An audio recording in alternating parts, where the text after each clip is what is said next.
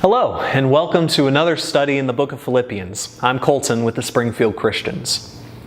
Today, as Paul is wrapping up his letter to the Philippians, he begins by telling them how he is doing in the state of his life at the moment.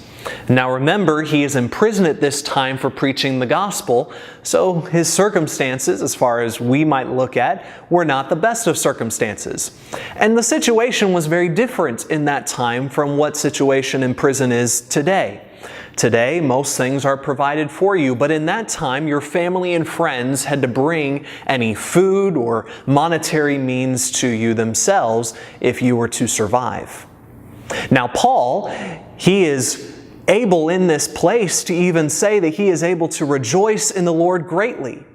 And part of that is because the church at Philippi was providing for him in his monetary needs while he was in prison.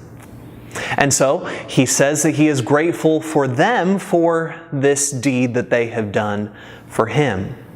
Now before, they were unable to give to him, and many think that this is because the church at Philippi was very impoverished themselves. But they have regained that ability to help him again. And so by Epaphroditus' hand, they send financial means to him. But notice Paul's attitude in all of this. Not that I speak from want, for I have learned to be content in whatever circumstances I am. In a culture that is constantly begging for more stuff and willingly going into debt to do it. This concept and attitude may seem foreign to us, especially whenever we consider that Paul was in prison.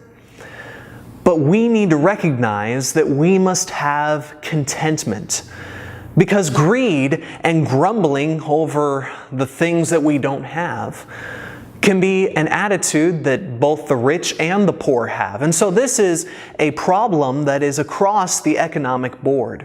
And so all of us can struggle with a lack of contentment.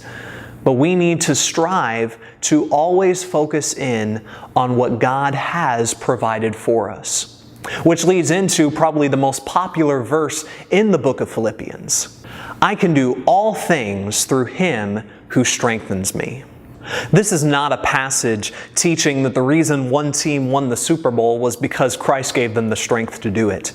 It has nothing to do with your ability to do something over someone else. It has to do with the fact that we can be content even whenever we lack ability, or even when we, in this context, lack financial resources, or even when we are abundant in financial resources. When we are rich or poor, we are constantly thanking God for what we have. And so the question here is this: do we trust God in the good times and the bad?